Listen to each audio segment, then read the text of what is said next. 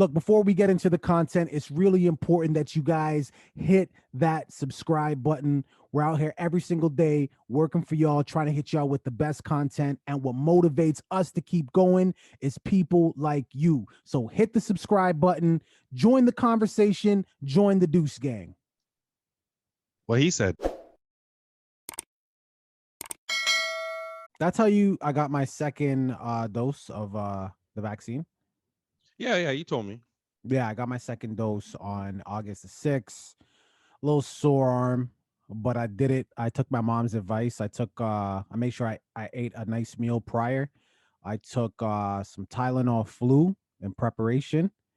And probably over the course of the 2-3 days, I just took like a daytime and a nighttime. You And had to do all of that. Why did you have to do all? Because your arm was sore, right? no, I did it in advance in case because they say the second dose of the Pfizer, you technically get, you have a good chance of getting sick from the Okay. vaccine. So I didn't want to get knocked out. Right. So I just did it proactively. And I mean, I felt a little groggy, like my body was definitely fighting it. But all in all, I was good. I mean, I went to a park, I drove around, I did a whole bunch of stuff. Right. And typically that's not what you do. From what I hear, when people got it, some people were laid out the same day after the vaccine. Yeah.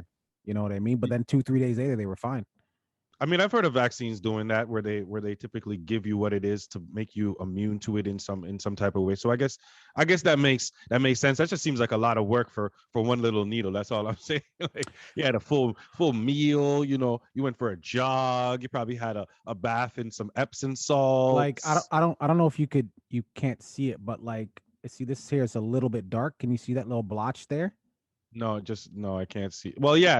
I can see it's a little bit darker there. Yeah. Yeah, so naturally, of course, the needle was up here, and that had me freaking out. I'm calling it all over the place, like, what's going on here? But I talked to somebody else. They're like, yeah, I got it too. But they do say if you take the AstraZeneca vaccine and then you do get that, you need to seek medical help immediately. So that's why I was freaking. But even like the pain in my arm, even that was very minimal. Right. So I would say to anybody who gets this vaccine, just prep, because my mom was like, hey, when you take your daughter to get her shots, what did you do? I'm like, oh, we gave her tempura. Why did you give her tempura? To make sure she doesn't get a. Oh, I see. Ting! And it made sense. I was good. Now, I'm saying all this because, look, if you happen to live in West Virginia and you go to, what is this? You go to West Virginia Wesleyan College, be prepared to pay a $750 fee if you expect to go to school in September and you're not vaccinated. They're Here we go. charging you $750. And by the way, if by chance, on top of that fee, students who end up catching the virus need to stay on campus to quarantine, and they'll have to pay an extra $250. And by the way, none of these fees are refundable. Now, they're saying that they're charging these additional fees because students as well as faculty need to be tested on a weekly basis, and this is a cost that will be incurred. So if you are not trying to help fix the problem, trying to make it worse, we got to be testing every single week, it's going to come out of your pocket, which to me makes sense. I'm sure it doesn't make sense. I'm sure it doesn't make sense to you. So does it really make sense? Does it? Yeah, Do you know that people going to these schools already have tuitions that they have to pay? Yeah, I'm aware. Do you know that if they live on campus, they have a residence fee that they also have to pay? Aware.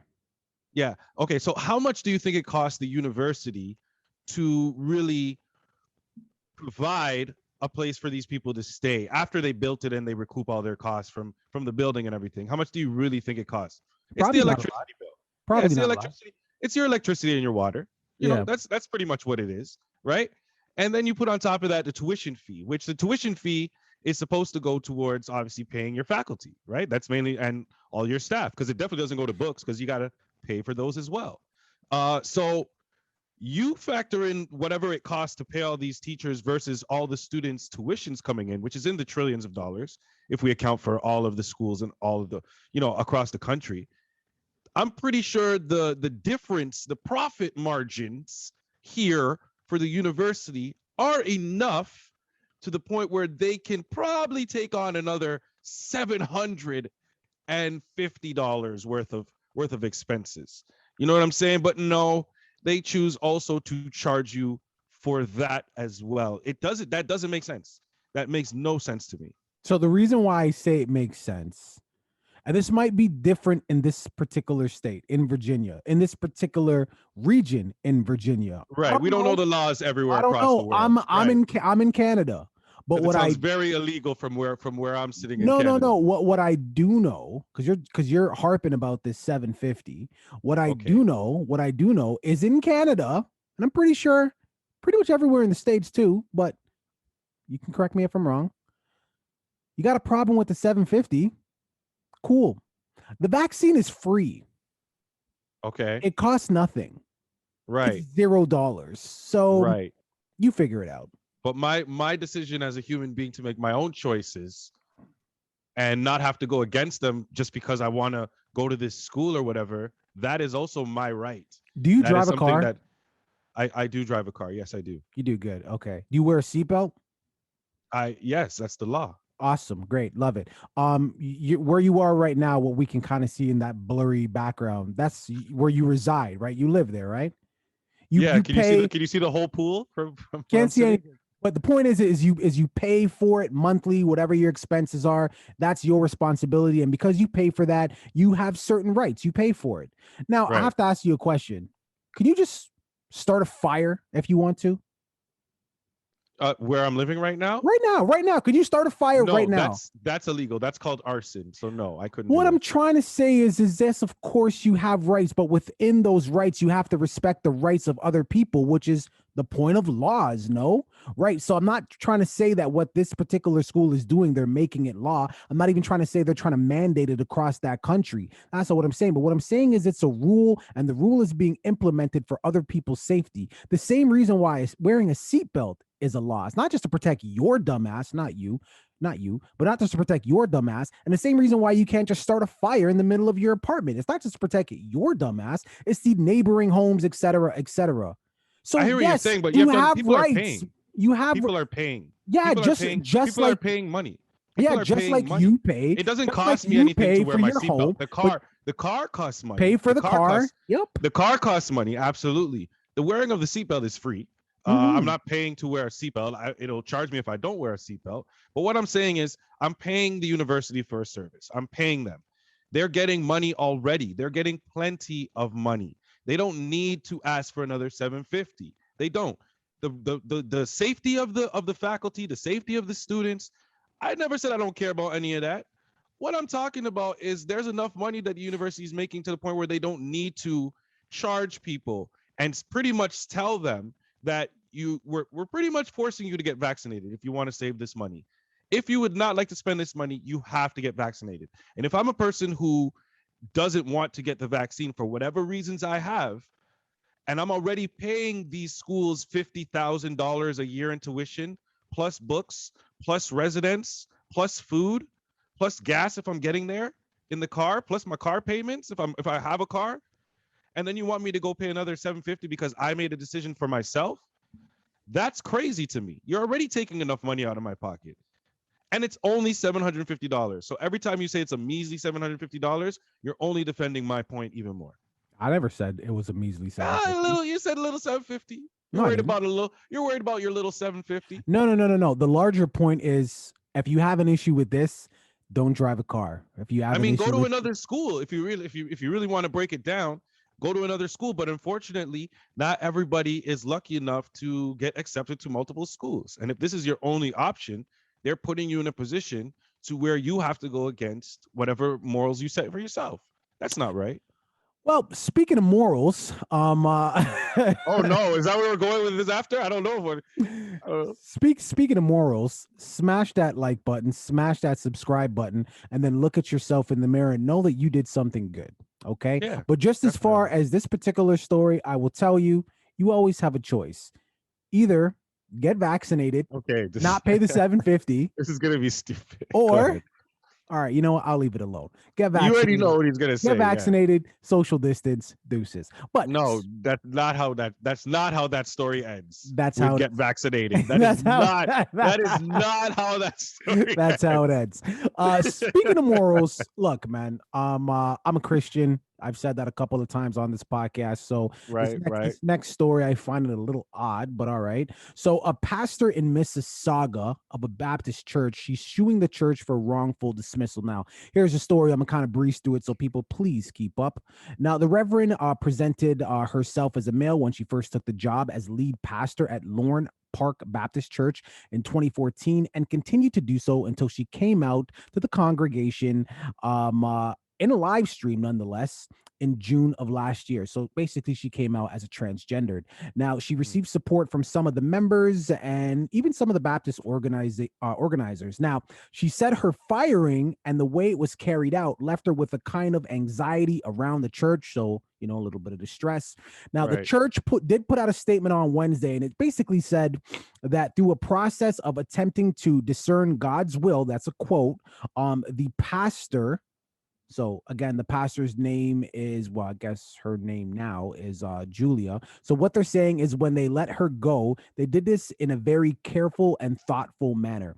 And in the end, the congregation voted to terminate her employment as lead pastor of the church. And this was actually done by a majority. Now, of the 111 voters, 58. So when I say majority, not everyone, 58 voted to have her terminated. Mind you, before she came out, she was actually delivering sermons trying to get the church to be more progressive to the LGBT community. In other words, didn't come out of nowhere, is basically what I'm saying. And of course, lastly, the lawsuit. Now, the lawsuit, she's seeking nearly $200,000 in damages, alleges that the church breached human rights code in Canada, whereabouts, you know, discrimination for employment based on gender identity, gender expression, sex, and other grounds. So just let me just say my piece on this really quick, because I obviously you got no, honestly, all I was gonna say is I just love when people in religion say that somebody is discriminating against them when I feel like religion is not based on discrimination, but it does have a lot of discrimination in it, you know, sinners versus non-sinners and the such. But well, not even so much sinners versus non-sinners. To me, that's just right versus wrong. But even whatever way you want to look at it. No, but even in religion, there's different factions of that religion, like Seventh-day Adventists, Catholic, so on and so forth, right? Which is weird to me, anyways. But that's me. But evolution of religion. That's what happens. To the point, I think this is wrong. I understand why the church did what they did, because I'm not an idiot. I mean, and if you understand anything about this religion, you understand it too, because I'm assuming our viewing public is not idiots. But I still think it's wrong. You know, I get it. Maybe they felt misled. It's possible the congregation felt misled. Started off as a male, all of a sudden you're transgender. We know where some churches stand on this type of thing. So you're going to let this person go. So I get why they did it. Still think it's wrong. I don't understand why you can't have this person leading your church, preaching the word of God. A person who loves God loves God. It doesn't matter if they're wearing a dress and they have a little something in between their legs, and it doesn't matter if they're wearing jeans and they got nothing in between their legs. Like, to me, that down here doesn't represent what's in here and what's here. My thoughts. What are yours? I want to know if you feel that the progression of our social world should also reflect on progression. Like, should religion progress at the same speed or the same pace as our social world? Because obviously our social world has become way more accepting of that community, right? But religion has always had its rules. The rules have always been set forth on Adam and Eve, not Adam and Steve. People have made the jokes tons of times, right? So do you believe that religion should also progress based on social aspects of our world? What I believe, and we're talking about Christianity, I'm not speaking for any other religion. Right. Yeah, we have to speak on Christianity. That's right. Sorry, my fault. we should specify it. What I believe is the Bible was written by man. What I also believe is man can be corrupted. So I believe that although the Bible is accurate, I do believe that there is room in the Bible for interpretation. I will say this, I have not read the Bible front to back, and I have certainly not read it thoroughly enough. But anytime I have this conversation about sexuality with anybody who is a religious woman or man who claims to know the religion inside and out, and they're citing scriptures from the Bible to prove their point, there's Right. always something in there to contradict it. So I do believe that the Bible is based on interpretation, not totally. There's some stuff in there that is black and white, but there is some stuff in there for interpretation.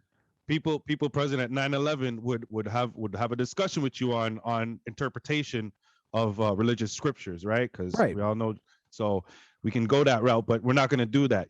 I feel like I haven't spoken to my aunt about this, but I feel like if I spoke to my aunt about this, I know what her response would be. She would feel bad for the lady, but she would agree with the decision.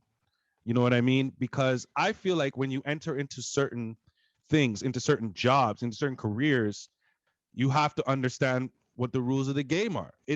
I understand wanting to be progressive. I understand wanting to change it. In every industry, there's that one person who wants to be that progressive people. But unfortunately, I feel like with religion, because it's been embedded in our world forever, longer than humanity, there's been religion, if you want to go technical with it, right? So the thing about it is, like, it's hard for people who have been in the faith for so long to just want to accept certain rules. And this going into it. It's like if I go to work at McDonald's and I don't like the cut of the shirt that they give me, so I decide to make it my own style because I'm progressive and it's 2021 and I like a loose style. I can't do that. There's rules to this job. You knew it when you were going in, right? She knew what it was. Yeah. And she still chose to do it. You know what I'm saying? She still chose to do it. So I agree. I agree with what you're saying. The consequences of that. I agree with what you're saying, but perhaps she went into this looking at these rules as one way. And as I mentioned, interpretation, gray, as she learned, she's like, okay, this is accepted. God would accept this. Other people reading the exact same scripture, word for word, line for line, would be like, how are you getting that when it clearly says this? And she's saying, how are you getting that when it clearly says this? So you understand? Like, that's... No, I get it. Yeah. So you make a really, really valid point. But that's why I asked you. That's why I asked you, is that really religion progressing, or is that pressures from our social world on religion to progress? So to answer the question, what I don't want to say it's social pressure, but what I will say is it is I'll say it's social pressure. And the reason for that is because times are changing. The religion is still the same. People still love God. People will still lay it down for God. I live for God. His rules are still the same. The rules are still the same. No, correct. What I'm trying to say to you is people still love God. They still love the religion. But as time changes, other people start having different ideas and different thoughts, et cetera, et cetera. And maybe it's possible that those thoughts are warping the way that they are reading the Bible. That's possible too, because if you want something to be true, doesn't matter what it says, you're going to read it, so it's true to you. Exactly. Right? So there's that side of it too. So it's sticky. It's sticky. I personally believe that some things in the Bible are left for interpretation. God said so. Man could be corrupted. Who wrote the Bible? Man. So there's books missing from the Bible. There's years of Jesus's life missing from the Bible.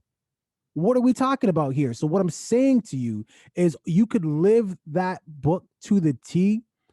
That's fine. That's your choice. Not arguing with that. You could interpret it how you want. That's fine. That's your choice. Not arguing with that. At the end of the day, if you believe... What are you arguing? There's a lot of not arguing. No. Because it's not for me to argue. Because at the end of the day, if you believe in the faith, you know what's going to happen when you pass away. This is the thing that I'm saying. Like, if you know the faith, You know what it is. You know what the rules are. Why even put yourself in a position to where you would be in this spot? Like, don't even put yourself there. You say you know what the rules are. We're talking about how you interpret I it. get it. There So can maybe the be, rules are just fine for you. You can have your interpretation, and obviously people are going to have their interpretation. But as with anything else, the majority, what the interpretation is of the majority, is always going to surpass that of the minority. Well, so you can have your few with their interpretation that this is cool and this is what God wanted. But unfortunately, the mass majority doesn't feel like that. And that is always going to be portrayed throughout religion. That's great. Just how it is. That's wonderful. On this plane, on earth, the mass, us humans, can get our way and demonize other people's thought process when it comes to religion. Have a blast.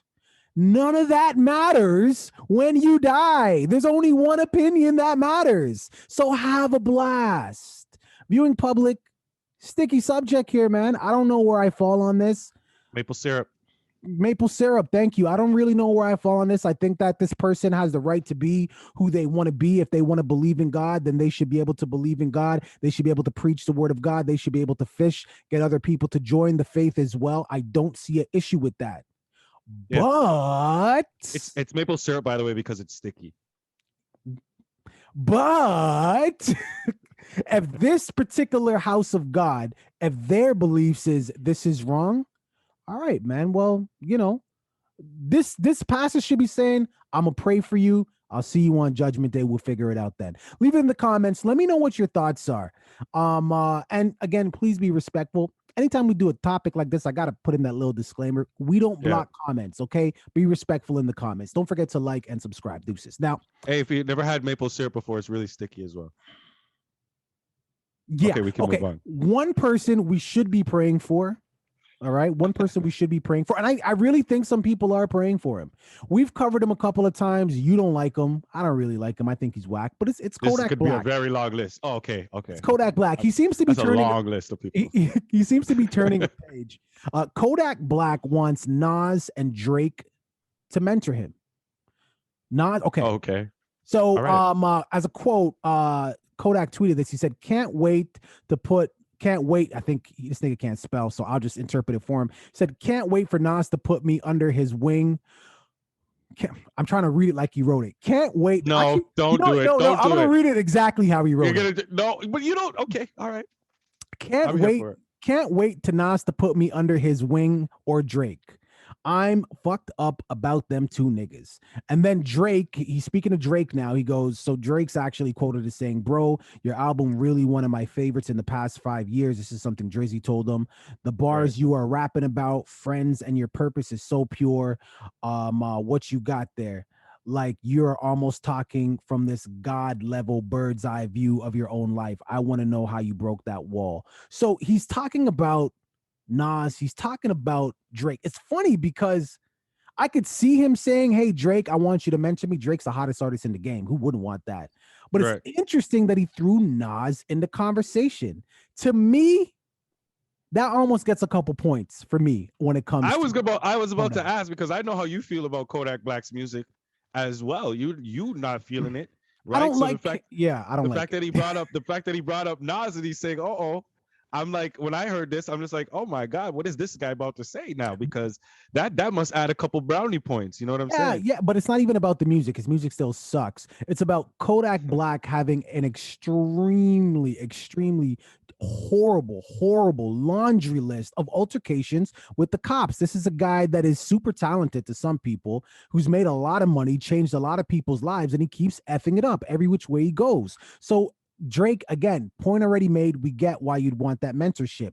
But Nas, if you can get Nas to mentor you, horrible music aside, he's still a brother. He's still a human. I don't want him going through those things. Yeah. I think Nas can help him turn it around. Yeah, it's not gonna happen. You know why? Nas is busy. He's already mentoring somebody. And they actually have talent. His name is Dave East. Yeah. So he's busy. Okay, Nas is trying to create his own J. Cole. It's what he's trying to do. Fair and enough. He doesn't have time for Kodak Black. I would recommend the first thing that Kodak Black does is get a haircut, but that's just my personal preference about hairstyles. I'm not the flashiest with the hair, so my opinion might not be the best to go by, but that would be a great start, just from a marketing perspective, just from a general advertising look at hairstyles in general. It sounds like you want to mentor him, or at least about his hair. No mentorship. I'm just saying that not everybody can be Jay-Z. You understand? He got the billions first, and then he got the crazy hair. Yeah, there's a process. Kodak Black, his hair kind of looks like Lisa Simpson. You know what I mean? But really, though, viewing public, I want you to stick on this. If you know anything about Kodak, just Google him. Look at his Wikipedia. Like the controversy and the legal issues part of his Wikipedia. It's like the longest part of his entire Wikipedia. Yeah. It's really bad. So he definitely does need a mentor, though. He does. Yes. If he can get under the tutelage of Nasir, 20 years plus in the game, no real nasty blemishes, it could switch his whole pitch. I read this and I was like, yeah. At the end of the day, it could be good for him. It could be good for him. It could be good for his crew and everything. Oh, wait, no. Oh my God. His crew. I forgot about the people he hangs around. Oh no. Oh yeah, there's no mentoring coming his way. There's none.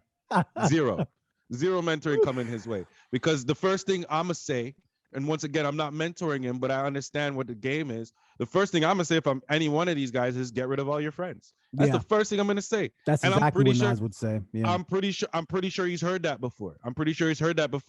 And guess what? He didn't do it. Went to jail, came out, got fat, got slim, got fat again, blonde hair, black hair, spiked up, laid down, and he still has the same friends around him. So, you got to make moves first if you want certain people to mentor you. You understand what it is? That's true. You got to show that you want to change. Yeah, a guy. Think about it. If I worked for Amazon, right, and I go in there every day, I just do my job, the bare minimum. I don't hang out with nobody. I go home and I'm talking about, oh man, if Jeff Bezos mentored me, I could be something special. No, you can't. Because you haven't put in the work or shown that you want to be something special first. Right. So when you put in the extra hours at that job, maybe you're talking, you're going out, you're hanging out, you're making the networking, you get a few deals under your pocket for Amazon, you know what I mean? Make them some money that they weren't expecting to get. Then you could probably approach somebody and say, listen, da da da da da da da da da da. You know what I'm saying? But no, I mean, you got to put in work first. It's a great point. I mean, any mentor would say two things: get the hell out of Florida. Obviously, everyone should just leave Florida, but especially him, and cut the friends loose. Viewing public, what are your thoughts here, man? Do you see any of this coming to fruition? Maybe some DMs from Drake for sure. I could see that, but it's like an actual one-on-one conversations meeting with Nas. Yeah, Drake has all of OVO sound. Like Drake is not trying to mentor nobody, not even really OVO sound, but that's a different conversation. Viewing public, what are your thoughts here, man? Can Kodak Black be saved? Will he ever cut his hair? Or is him and Lisa Simpson going to eventually walk down the aisle? Leave it in the comments. Don't forget to like and subscribe. Definitely do that. Smash the like button. You thought I was going to get away with one without saying it. He is fired. All right, deuces. Yo, thanks for watching that video, making it all the way to the end. You made it this far. You have to like. Please subscribe and comment on the video as well. Join the conversation. Absolutely. We finally hit our goal of 500 subscribers. Yes, we are trying to get to 1,000. And we can only do that with your help. You can start by watching that next video. You see that tiny little icon? Click on that icon, rinse and repeat. Deuces. Deuce.